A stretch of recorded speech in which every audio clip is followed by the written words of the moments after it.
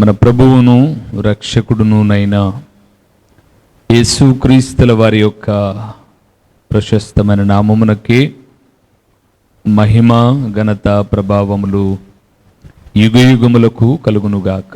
సర్వకృపానిధి దేవుడు ఆయన యొక్క గొప్ప కనికరమును బట్టి ఈ శ్రేష్టమైన శుభదినములో కొంత సమయాన్ని దేవాది దేవుని యొక్క మాటలు మనము ధ్యానము చేయుటకు దేవుడు మనకిచ్చిన ఈ గొప్ప సదవకాశము కొరకు దేవునికి మనము ఎంతగానో స్తుతులు చెల్లించబద్దులమై ఉన్నాము.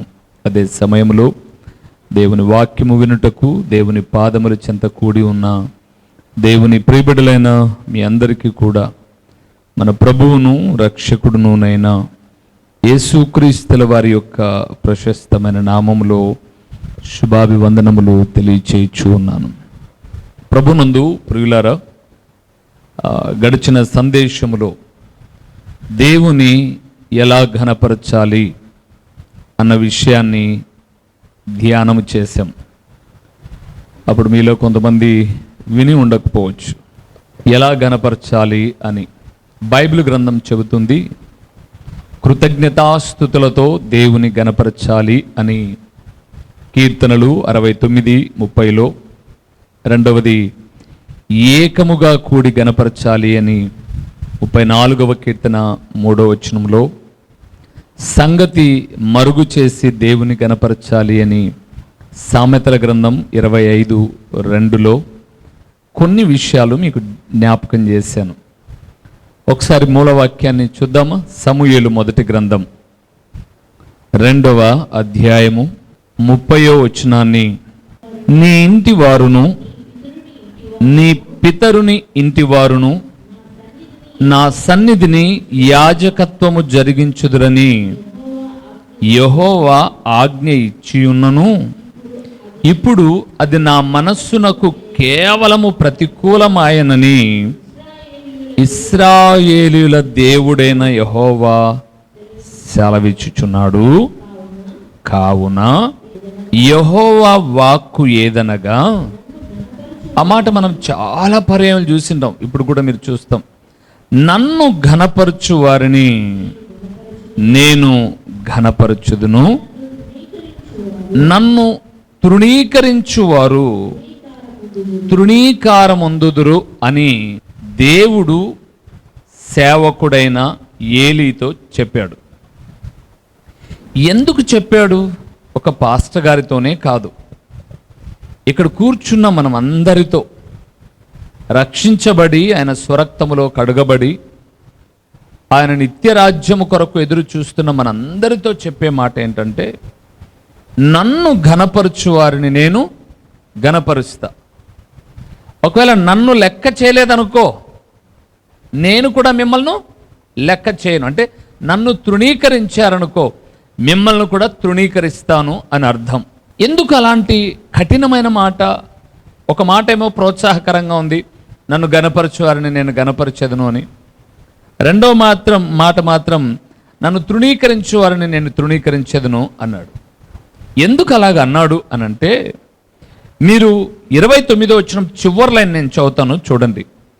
నాకంటే నీ కుమారులను నీవు గొప్ప చేయుచున్నావు. ఎందుకు అలాగ అన్నాడంటే, ఏలీ కుమారులు చేసిన తప్పిదాలు ఏంటనగా, వారు చర్చిలో పని చేస్తూ, పాస్టర్ గారేమో ఈయనే, వాళ్ళు పరిచర్య చేయడానికి వస్తూ స్త్రీలతో అసభ్యకరంగా నడుచుకోవడం, తిండి పంచేటప్పుడు ఆవురు మన తిండికి ప్రాధాన్యతనిచ్చి దాచిపెట్టుకొని తినడం, ఇలాంటి కొన్ని చెడ్డ లక్షణాలు వాళ్ళలో చూసినప్పుడు వాళ్ళంతా వెళ్ళి ఏలీకి చెప్పారు, అయ్యా ఇట్లా చేస్తున్నారు మీ పిల్లలు అని చెప్పారు. ఇప్పుడు తండ్రిగా ఆయన ఏం చేయాలంటే, రేయ్ మన పోషకుడు దేవుడు చర్చికి వెళ్ళింది లవ్లు చేసుకోనికిరా, కొవ్వు బట్టి కాకపోతే స్త్రీలతో అసభ్యకరంగా ప్రవర్తిస్తారను, అస్సలకు మీరు ఏ పని చేయాల్సిన అవసరం లేదు, పని ఏదన్నా నేను చేసుకుంటా, మీరు పాడు చేస్తున్నారు దేవుని పని అనాల్సింది పోయి ఏమంటాడంటే, నా కుమారులారా ఇలాగ చేయొద్దు, నాకు వినపడింది బాగలేదు అని వాళ్ళను బుజ్జగిస్తూ వచ్చాడు. అందుకే 29వ వచనంలో అన్నాడు, నాకంటే నీ పిల్లలను నువ్వేం చేస్తున్నావు? గొప్ప చేస్తున్నావు.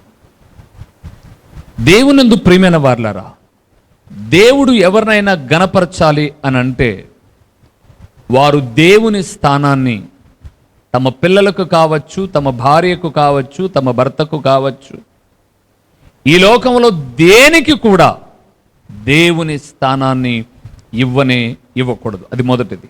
రెండవది, మనము కానీ, మన కుటుంబాలు కానీ, మన పిల్లలు ఎవరైనా కావచ్చు, దేవుని పనిని మన వల్ల ఏం జరగకూడదు?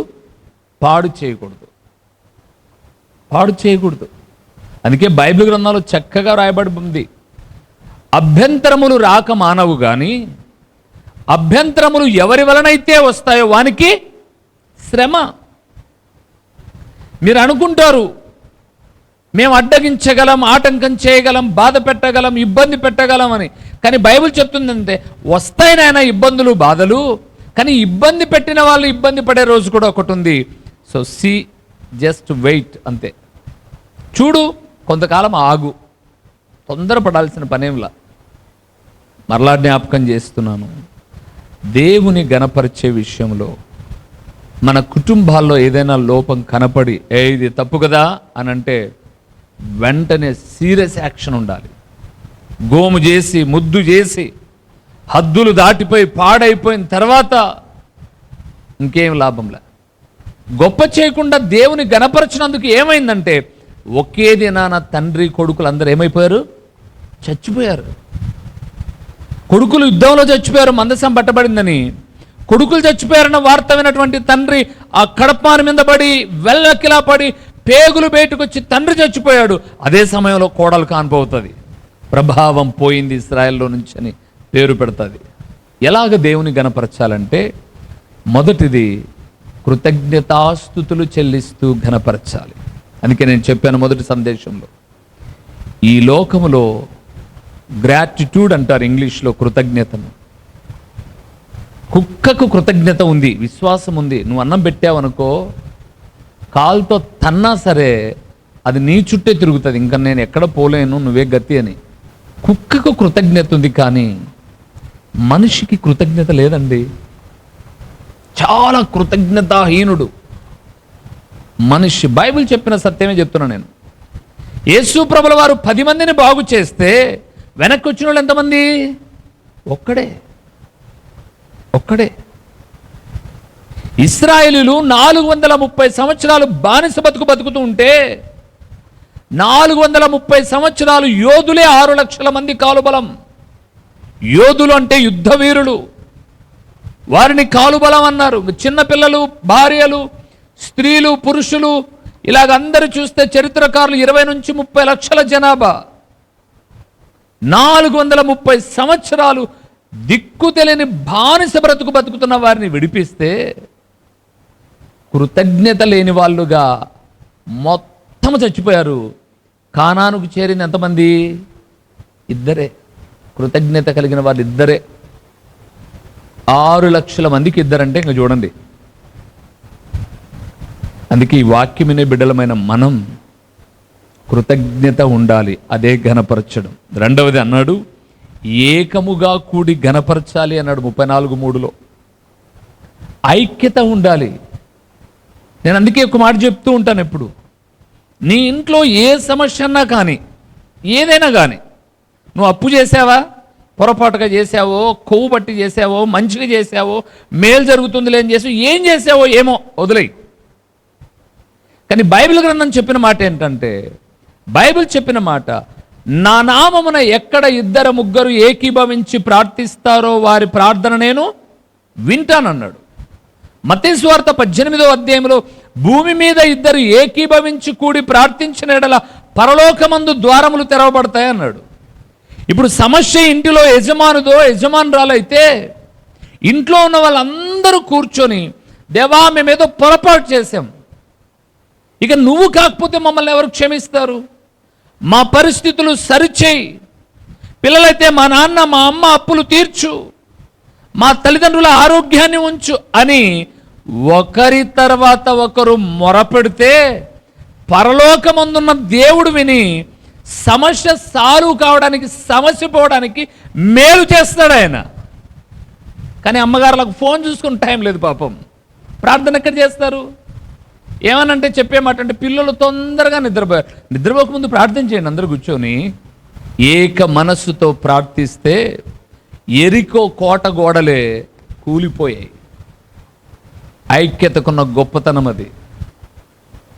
ఐక్యతకున్న గొప్పతనం అది. ఇద్దరు ఏకీభవిస్తేనే పరలోకమందు ద్వారములు తెరవబడితే, ఇక కుటుంబంలో ఉన్న వాళ్ళందరూ భార్యాభర్త పిల్లలు ఏకీభవించి ఒకే విషయమై మొరపెడితే ఈ రోజున్న కన్నీళ్ళు ఆగిపోతాయి. కానీ చేయం మనం. నువ్వు చెయ్యి. టీవీలో యాపులు చూడమంటే మాత్రం తెగ చూసేస్తారు. సిగ్గు లేదండి సమాజానికి. భార్య భర్త ఎదురుగా ప్రార్థన చేయడం రాదు, భర్తకు భార్య ఎదురుగా చేయడం రాదు, పిల్లలకు నేర్పించేది అస్సలు ఉండదు.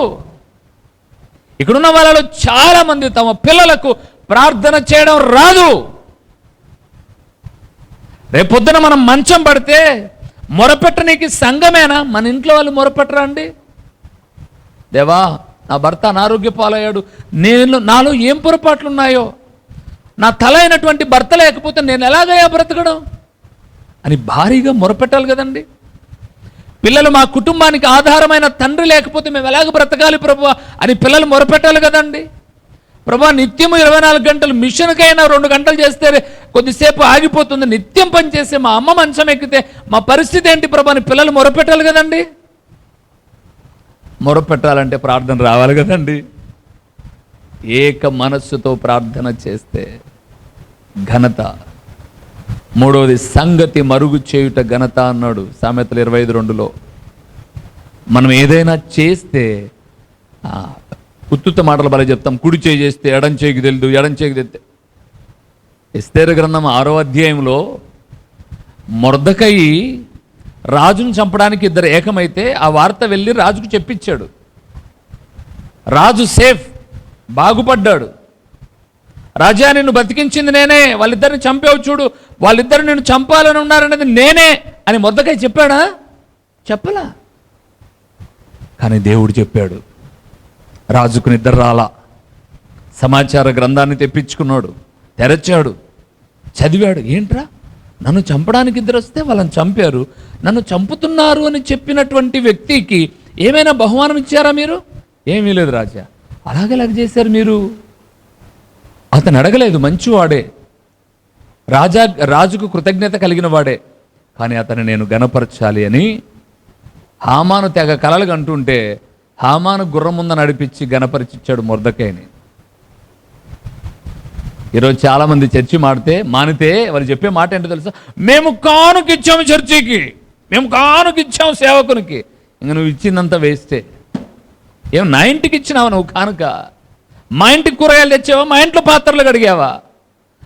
దేవుని పేరట చేసిన దాన్ని కూడా నువ్వు చెప్పుకుంటున్నావు అంటే నీ కుంచిత్తు బుద్ధి అక్కడే బయటపడుతుంది.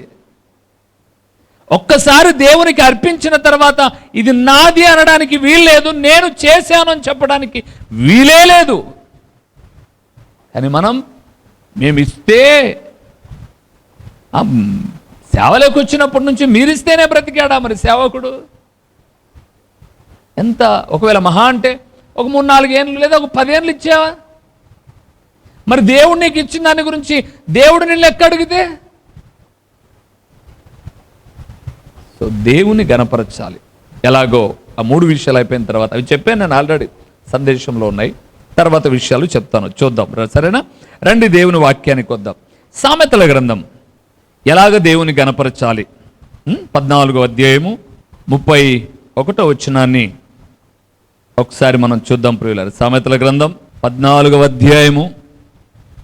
దేవుణ్ణి ఎలా గణపరిస్తే దేవుడు మనల్ని గణపరుస్తాడో చూద్దాం.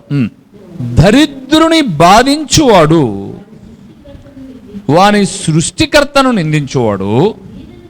ఆ మాట చూడండి. బీదను కనికరించువాడు ఆయనను ఘనపరచువాడు. మూలవాక్యం గుర్తుపెట్టుకోవాలి. నన్ను ఘనపరచు వారిని నేను ఘనపరచెదను. దేవుని ఎలా ఘనపరచొచ్చట? కృతజ్ఞతాస్తుతులతో ఏకముగా కూడి సంగతి మరుగు చేసి 4వ విషయానికి వచ్చాం. బీదలను కనికరిస్తే దేవుని ఘనపరిచిన వారము అవుతాం. బీదలను కనికరిస్తే దేవునియందు ప్రియమైన వారలారా, బైబిల్ గ్రంథంలో కీర్తనాకారుడు మరొక చోట అంటాడు, జ్ఞాని కూడా మాట్లాడతాడు, బీదలను కనికరించువాడు యెహోవాకు అప్పిచ్చువాడు అన్నాడు. బీదలను ఎవరైతే కనికరిస్తారో వారు దేవునికి అప్పిచ్చినట్టు అన్నాడు. ఏమన్నా లాభం ఉందా కనికరిస్తే? చూపిస్తా మీకు. అపోస్తలుల కార్యములు 9వ అధ్యాయము 36వ వచనాన్ని అలాగే 39వ వచనాన్ని చూద్దాం. మరియు యొప్పే అనేది ఒక ఊరు, అక్కడ తబితా అని ఒక శిశురాలు ఉండెను. ఆమెకు భాషాంతరమున దోర్కా అని పేరు. ఆమె సత్క్రియలను ధర్మ కార్యములను బహుగా చేసి ఉండెను. 37 ఆ దినముల యందామే కాయలా పడి చనిపోగా వారు శవమును కడిగి మేడగదిలో పరుండబెట్టిరి. ఇప్పుడు 39 చదువుతున్నాం. పేతురు లేచి వారితో కూడా వెళ్ళి చేరినప్పుడు వారు మేడగదిలోనికి అతనిని తీసుకొని వచ్చిరి.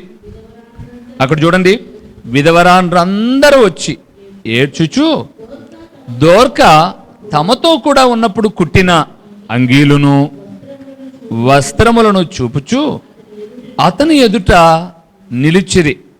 చాలు. యొప్పే అనే పట్టణంలో దోర్కా అనే ఒక సహోదరి చనిపోయింది. ఆమెను గురించి స్టేట్మెంట్ మొదటేమంటే, ఆమె సత్క్రియలు ధర్మ కార్యాలు బహుగా చేసింది, కాయలా పడింది, చనిపోయింది. శవాన్ని చుట్టి మేడగదిలో పెట్టారు. పాస్టర్ గారిని పిలిపించారు. పాస్టర్ గారు రాగానే విధవరాన్లు ఏడుస్తూ ఆమె కుట్టిన వస్త్రాలు చూపించారు. అయ్యా, మా దగ్గర ఏ డబ్బులు తీసుకోకుండా ఈ వస్త్రాలు కుట్టింది మాకు. సత్క్రియలు అంటే మంచి పనులు మాకు చాలా చేసింది. ఆమె మాకు లేని కొరత చాలా అని ఏడవడం ప్రారంభించారు. పేతురు మోకాళ్ళుని ప్రార్థన చేశాడు. చనిపోయిన డోర్కా కన్నులు తెరచి లేచి కూర్చుండట్టుగా 40వ వచనంలో మనము చూస్తాం. ఇక్కడ మనము 14:31లో బీదలను కనికరించువాడు దేవుని గణపరచువాడు అన్నాడు కదండి. ఈ లోకంలో మనం జీవించిన దినాల్లో ఎక్కడో ఒక చోట మనము సత్క్రియలు ధర్మకార్యాలు చేయాలి. కొంతమందికి ఎవరన్నా పెడితే పోయి తింటా అంటారు తప్ప వీళ్ళు మాత్రం ఎప్పుడు పెట్టరు కదండి. ఎవరన్నా కూడికనే భూ పెడతానారా ఈ పొద్దు? అరే, నీ ఇంట్లో ఏ పొద్దన్నా 10 మందిని పిలిచి గ్లాసు నీళ్ళు ఇచ్చావా నువ్వు? ఇది ఏ బుద్ధి? ఇది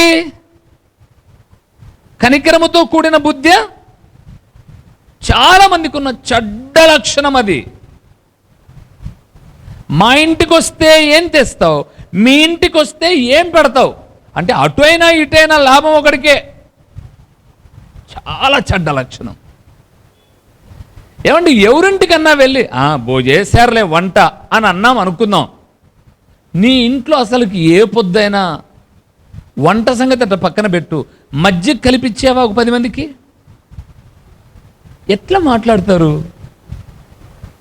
10 మంది సంఘస్థులకు ఒక పూట భోజనం పెట్టను నీవు ఇంటింటికి పోయి తింటున్నావే, తప్పుగా అనుకోమాకండి. ఎలాగ నీకు మనస్సాక్షి అది బాగలేదు ఇది బాగుంది అనాలనిపించింది? నువ్వు చేసిన కార్యాలు ఏవైనా ఉండాలి కదా.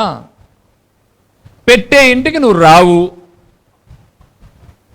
నీకు పెద్ద ఈగో హట్టు, మళ్ళా పోనీ నువ్వా ఎవరికి పెట్టవు. ఇది దేవుని గణపరిచే లక్షణము కాదు. ప్రభునందు ప్రియులారా, ఒక్క విషయాన్ని గుర్తుపెట్టుకోండి. నేను ఎప్పుడు ఆ మాట ఎందుకో చెప్తుంటాను. డోర్కా కాయలా పడి చనిపోయింది, అది బైబిల్ చెప్పింది. సరే, మన జీవితంలో కూడా ఏదో ఒకరోజు కాయలా పన్నా పడకపోయినా, సహజంగానైనా సామాన్యంగానైనా మరణం అనేది మానవ జీవితంలో తప్పకుండా వస్తుంది. ఇప్పుడు ఆ దోర్కా చుట్టూ ఏడ్చిన వాళ్ళు వాళ్ళమ్మ, వాళ్ళవ్వ, వాళ్ళ జేజీ, వాళ్ళ తాత, అబ్బా కాదు, సంబంధం లేని వాళ్ళు ఏడుస్తూ ఆమె జ్ఞాపకాలను నెమరు వేసుకుంటున్నారు. మనం కూడా జీవితంలో ఏదో ఒక రోజు చనిపోయిన తర్వాత భర్త కోసం భార్య ఏడ్చడం సహజం, నాన్న అమ్మ కోసం పిల్లలు ఏడ్చడం సహజం. అందులో పెద్ద వింతేం లేదు. ఆ బ్లడ్ రిలేషను ఏడుపు వస్తుంది, కోల్పోయామే అని. ఏ రిలేషన్ లేని వాళ్ళు హృదయంలో నుంచి తన్నుకొచ్చి ఇంట్లో భోజనానికో, ఇంట్లో కూర్చున్నప్పుడు, ఏదో ఒక సందర్భంలో మనకు ఫలాంది చేశారు అని చెప్పుకోవడానికి ఏదో ఒక జ్ఞాపకం ఉండాలి. అదండి క్రైస్తవ జీవితం అంటే. అది దేవుని గణపరచడం. అది దేవుని గణపరచడం అయితే ఆ ఘనత మనలను ఘనపరిచేటట్టుగా చేస్తుంది. ఈ లోకంలో తన పిల్లలను దేవుడు ఎప్పుడు చెయ్యి విడువడు. మనం ఎంగిల్ చేత్తో కూడా అదిలీక దేన్ని చెప్పండి, దేన్ని? కాకిని కూడా కదిలీకపోతేమి. కానీ చాలా వరకు మన ఆలోచన విధానము మార్చుకోవాలి. లోకంలో ఒక నానుడి మీకు చాలా పర్యాలు చెప్పాను. మనం తిన్నది మట్టిపాలు, పరులకు పెట్టింది చెప్పండి మన పాలు. కొన్నిసార్లు అమ్మ త్యాగం చూడండి. పిల్లలకు కడుపు నిండుతో పెట్టేసి తింటుంటే వడ్డించి నీళ్లు తాగి పడుకుంటుంది. ఏమంటే చాలు, నా పిల్లల కడుపు నిండడం, నా కడుపు. ఒకవేళ అమ్మ నీకు లేదా అని అన్నామనుకో, నాకు ఆకలి లేదురా అస్సలకు అని అంటుంది. అయితే నేను జ్ఞాపకం చేసే మాట ఏంటంటే, ప్రియులారా, దేవుని గణపరచడం అంటే బీదలను తప్పనిసరిగా మనం ఏం చేయాలి? కనికరించాలి. కరుణగల మనస్సు ఉండాలి. అప్పుడు దేవుడు మనల్ని విడిచిపెట్టాడు. మనం బీదల కోసం పూలంగల చుట్టూ తిరగాల్సిన అవసరం ఏంలే. మనమున్న స్థానిక సంఘాల్లోనే దేవుని బిడ్డలముగా మనం గుర్తించగలిగిన కుటుంబాలు ఉంటాయి. అది మనం చేయగలిగితే ధన్యులం. ఓకే, రెండో విషయానికి వెళ్దామా? ఏం చేయాలనో ఒకసారి మనం చూద్దామా? సామెతల గ్రంథం 3వ అధ్యాయము 9వ వచనాన్ని ఒకసారి మనం చదువుకుందాం. దేవుని ఎలా గణపరచవచ్చో. నీ రాబడి అంతటిలో ప్రథమ ఫలమును, ఓయబ్బో, నీ ఆస్తిలో భాగమును ఇచ్చి ఆగుదాం. ఏమన్నాడు? నన్ను ఘనపరచు వారిని నేను ఘనపరచెదను. ఇప్పుడు ఆయన అన్నాడు, నీకు రాబడి వస్తుంది. నీ రాబడిలో ప్రథమ ఫలము దేవుంది. రెండవది, నీకు ఇంకా మంచి మనసు ఉంటే నీ ఆస్తిలో భాగమునిచ్చి దేవుని ఘనపరచు. ఆస్తి అంత పెద్ద పెద్ద మాటలు ఎందుకులే సాల్మోనయ్య. ఈ సాల్మోనయ్య కాదు, సామెతల గ్రంథం సాల్మోనయ్య. ఇప్పుడు నాకు వచ్చిన తిప్పలేవి. ఆస్తి అంత పెద్ద పెద్ద మాటలు ఎందుకులే సాల్మోనయ్య, ఇంకో మాట చెప్పు అని అడిగితే మనం సాల్మోన్ గారిని, అయితే పైవటి లైన్కి వెళ్ళిపోండి. నీ రాబడిలో ప్రథమ ఫలమును ఇచ్చి దేవుని నువ్వేం చేయాలి? ఘనపరిస్తే దేవుడు కూడా నిన్ను ఘనపరుస్తాడు. నేను అంటాను, నీ రాబడి ఎంత? బహుశా నేను పోయిన వారము ప్రొద్దుటూరులో అనుకుంటాను ఒక వాక్యం చెప్తూ, ఇక్కడ చెప్పే వాక్యం అక్కడ చెప్పను. అక్కడ వాక్యం వేరు, ఇక్కడ వాక్యం వేరు. ఇదే అక్కడ ఇక్కడ అట్లేముండో. ఒక గొప్ప ధనవంతుడు 50 సంవత్సరాలు పైబడిన తర్వాత గుండె నొప్పితో హాస్పిటల్లో చేరాడంట.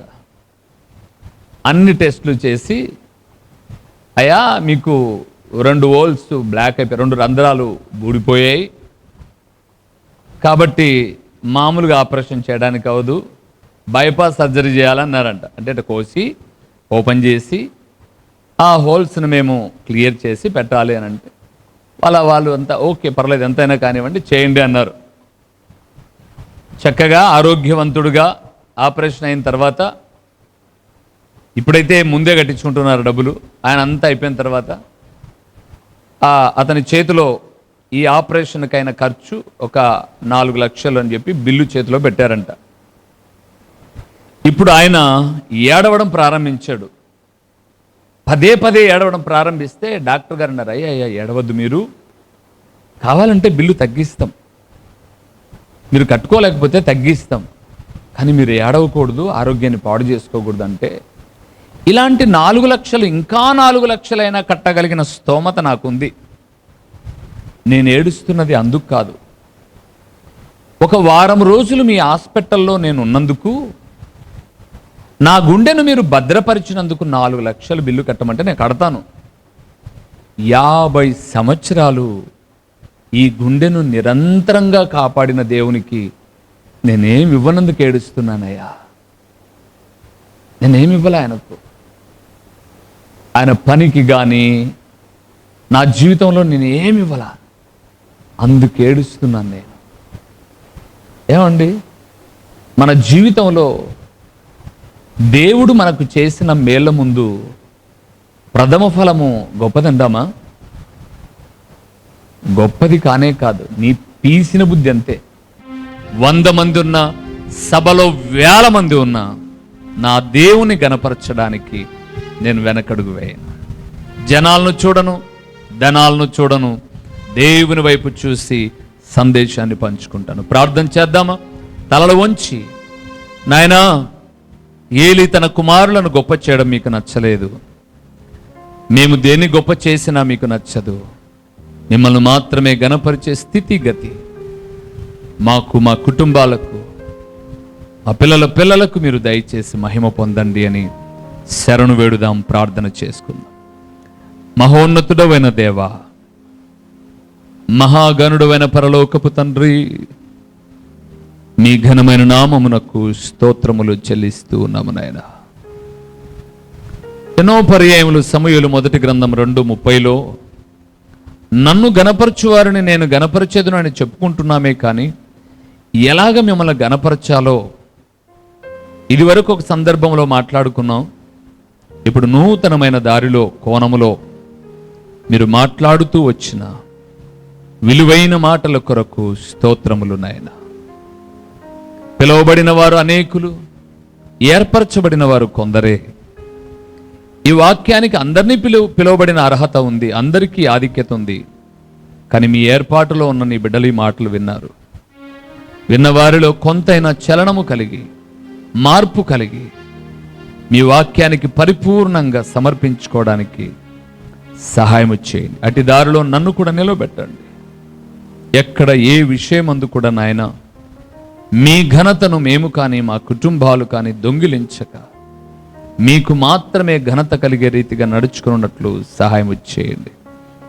ఓ తండ్రి, ప్రకటించిన ఈ పరలోకపు సంగతులు వ్యర్థముగా పోకుండా సారవంతమైన నేలను పడిన విత్తనము వలె 30 60 100 ఫలింపచేసి మీ ఘననామానికి మహిమ, ఘనత, ప్రభావములు మీరు కలుగు చేసుకునుమని, ఘనతకు ఆధారమైన దేవుడవైన మీకు స్తుతి స్తోత్రములు చెల్లిస్తూ యేసు నామములో అడిగి పొంది ఉన్నాము తండ్రి, ఆమేన్.